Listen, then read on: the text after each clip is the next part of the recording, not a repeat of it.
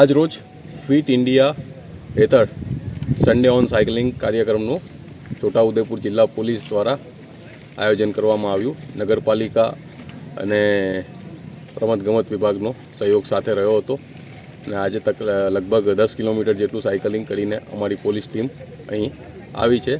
આ જ પ્રકારે આ વીકમાં જ જે નેશનલ સ્પોર્ટ્સ ડે છે એનું આગળ આયોજન કરવામાં આવશે.